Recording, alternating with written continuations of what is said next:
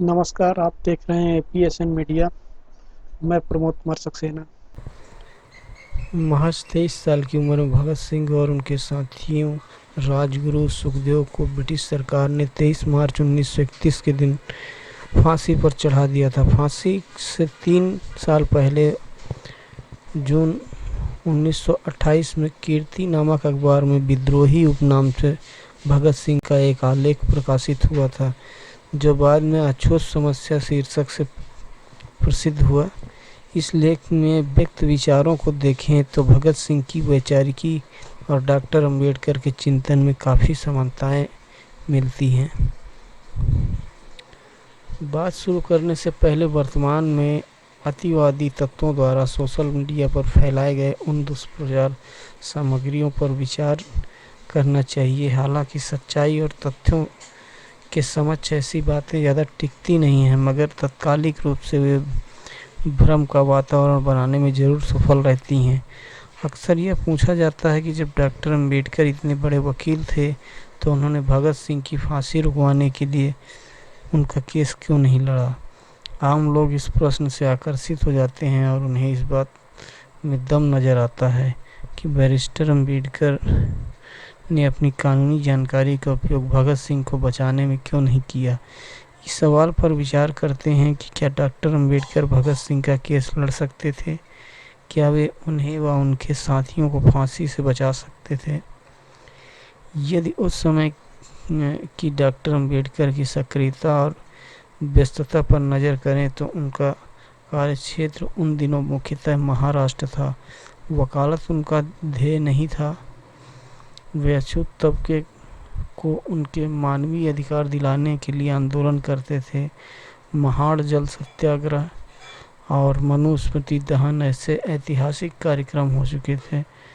काला राम मंदिर में प्रवेश और अछूतों को पृथक निर्वाचन का अधिकार देने की मांग डॉक्टर अम्बेडकर पुरजोर तरीके से उठा रहे थे।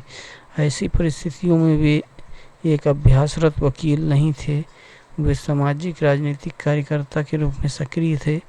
वैसे भी डॉक्टर अम्बेडकर मुंबई में थे और भगत सिंह का केस लाहौर में चल रहा था, जिसकी पैरवी उस वक्त के नामी वकील आसफ अली कर रहे थे। यह भी भ्रम फैलाया जाता रहा है कि डॉक्टर अम्बेडकर ने भगत सिंह की शहादत पर उनको श्रद्धांजलि तक नहीं दी थी, लेकिन सच तो यह है कि डॉक्टर अम्बेडकर ने अपने जनता अखबार में 13 अप्रैल 1931 को 3 सहित शीर्षक संपादकीय लेख के जरिए भगत सिंह, सुखदेव और राजगुरु को श्रद्धांजलि दी थी। भ्रम की स्थिति बनाने के कुछ एक कवायद तथा कथित अम्बेडकरवादी समूहों द्वारा भी की जाती है, जिसमें कहा जाता है कि भगत सिंह ने मैं नास्तिक क्यों हूँ शीर्षक अपने लेख में लिखा कि अगर मैं फांसी से बच गया तो अपना शेष जीवन डॉक्टर अम्बेडकर के मिशन में लगाऊंगा, जबकि यह सत्य से परे है। लेख में ऐसी कोई बात नहीं मिलती है। दरअसल हमें उपरोक्त भ्रामक बातों को दरकिनार करते हुए भगत सिंह और डॉक्टर अम्बेडकर के विचारों में समानता और नए भारत में एक समतामूलक समाज के उनके स्वप्न पर विचार करना चाहिए।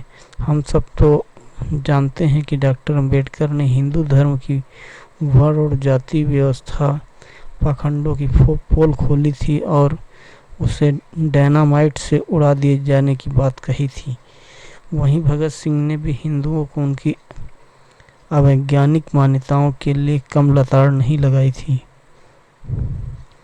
वे अपने आलेख मैं नास्तिक हूँ, जिसे 1930 में लाहौर के सेंट्रल जेल से लिखा गया था। यह लेख 27 सितंबर 1931 को द पीपुल्स नामक अखबार में सबसे पहले प्रकाशित किया गया था। आलेख के छपने के बाद अंग्रेज़ों ने इस अखबार के प्रकाशन पर ही रोक लगा दी थी। इस आलेख में भगत सिंह हिंदुओं से सीधे मुखातिब होते हैं। वे लिखते हैं कि अच्छा हिंदुओं, आप कहते हैं कि जो लोग आज दुख भोग रहे हैं पुनर्जन्म के पापी हैं। आज यह भी कहते हैं कि आज शोषण, अत्याचार, उत्पीड़न करने वाले लोग पुनर्जन्म में धर्मात्मा थे, इसलिए वे सामाजिक, आर्थिक, धार्मिक सत्ता का सुख आनंद ले रहे हैं। मज़े लूट रहे हैं। मानना पड़ेगा कि आपके पूर्वज बहुत बड़े धूर्त और चालाक थे।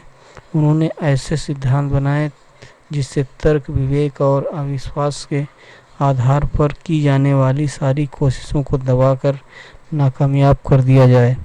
भगत सिंह आत्मा, परमात्मा, स्वर्ग, नरक, पुनर्जन्म, मूर्ति पूजा, कर्मकांड, धार्मिक अंधविश्वास, संकीर्णता और रूढ़िवादी पर जमकर प्रहार किया। वे डॉक्टर अंबेडकर की भांति ही हिंदू धर्म के पाखंड को उजागर करते रहे हैं और उन्हें पूरी तरह से मिटाए जाने के भी पक्षधर रहे हैं।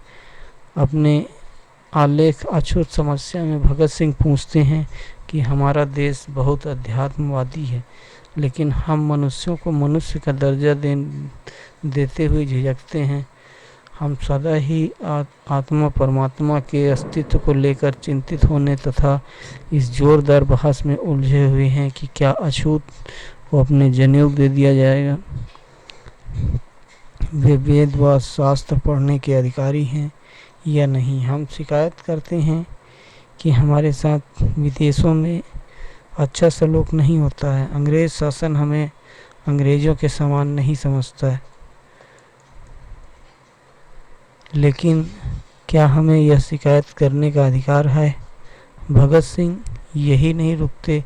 वे बम्बई काउंसिल के सदस्य नूर मोहम्मद द्वारा 1926 में दिए गए एक भाषण से अपनी सहमति जताते हुए उसे उद्धृत करते हैं। जब तुम एक इंसान को पीने के लिए पानी देने से भी इनकार करते हो, जब तुम उसे स्कूल में भी पढ़ने नहीं देते, तो तुम्हें क्या अधिकार है कि अपने लिए एक अधिक अधिकारों की मांग करो। जब तुम एक इंसान को सम्मान देने से भी इनकार करते हो, तो तुम अधिक राजनीतिक अधिकार मांगने के अधिकारी कैसे बन गए।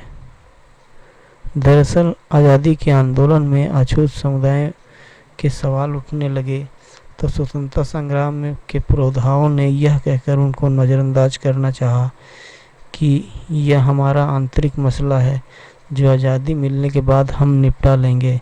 लेकिन डॉक्टर अंबेडकर इस बात पर अटल थे कि हमारा वर्ग तो अंग्रेज़ों के गुलामों का भी गुलाम है।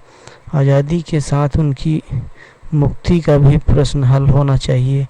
डॉक्टर अंबेडकर आज़ादी की लड़ाई के दौरान इस दोहरी गुलामी के शिकार समुदाय की स्वतंत्रता की लड़ाई लड़ रहे थे, जिसके लिए भगत सिंह खुलकर बोलते हैं। भारत की राजनीति आज़ादी के साथ साथ सामाजिक परिवर्तन की भी मुक्ति कामना दोनों ही महापुरुषों की वैचारिकी की सभ्यता को प्रकट करती है। भगत सिंह जातिवादी सवर्णों को जमकर लताड़ते हैं। वे उन्हें उलाहना देते हुए कहते हैं कि कुत्ता हमारी गोद में बैठ सकता है, हमारी रसोई में स्वतंत्र फिरता है, लेकिन एक इंसान का हमसे स्पर्श हो जाए तो बस धर्म भ्रष्ट हो जाता है। डॉक्टर अंबेडकर भी यही बात जाति का विनाश में कहते हैं कि हिंदू की सारी शुद्धता उसकी रसोई में है और शादी ब्याह के संबंधों में निहित है।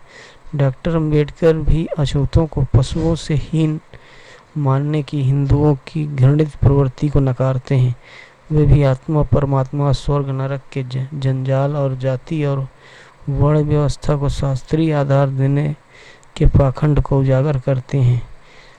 भले ही भगत सिंह और डॉक्टर अंबेडकर प्रत्यक्ष रूप से कभी नहीं मिले, लेकिन दोनों के चिंतन में समानताएं रही। 25 दिसंबर 1927 को डॉक्टर अंबेडकर मनुष्य स्मृति का दहन करते हैं और अछूत समुदाय के लिए विशेषाधिकारों की मांग करते हैं, जो बाद में पृथक निर्वाचन के रूप में सामने आता है।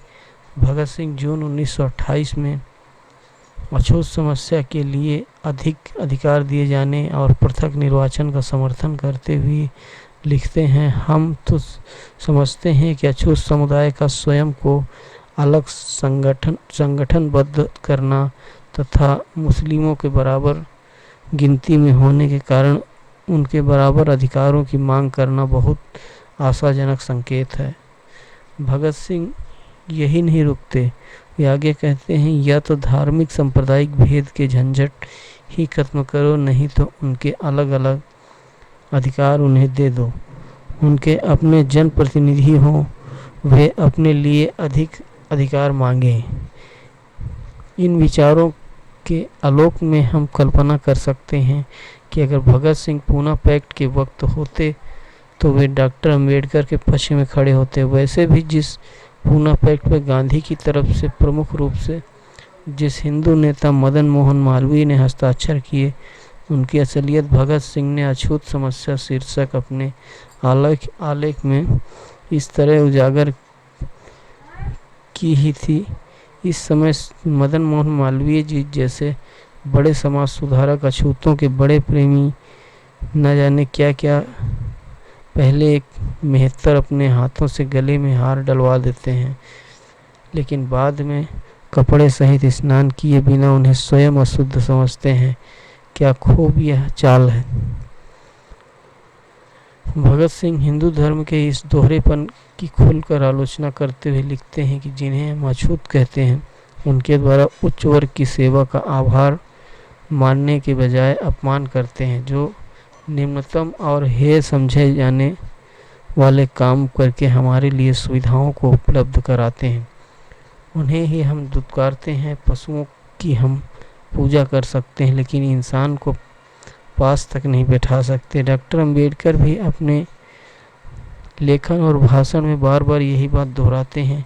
वे भी अछूत समुदाय को जानवरों से भी निम्न स्तर का दर्जा दिए जाने की बात करते हैं और हिंदू धर्म और उसके शास्त्र को इसके लिए जिम्मेदार ठहराते हैं। डॉक्टर अंबेडकर भी शूद्रों को बहादुर कौम बताते हैं और भगत सिंह यहाँ तक कहते हैं कि अछूत कहलाने वाले असली जनसेवकों, उठो, अपना इतिहास देखो। गुरु गोविंद सिंह की फौज की असली शक्ति तुम ही थे।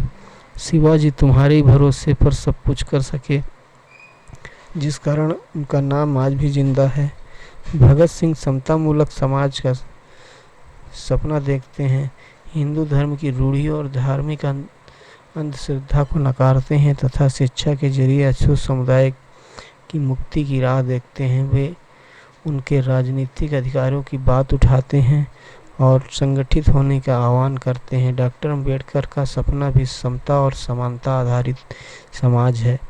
वे हिंदू धर्म की पहेलियों को सबके सामने लाते हैं, उन धार्मिक मान्यताओं को अछूतों की दुर्दशा के लिए जिम्मेदार बताते हैं, अछूत समुदाय को शिक्षा, संगठन और संघर्ष की राह दिखाते हैं। इस प्रकार दोनों ही युग पुरुष तर्क, विवेक और विज्ञान पर आधारित भारत का सपना देखते हैं।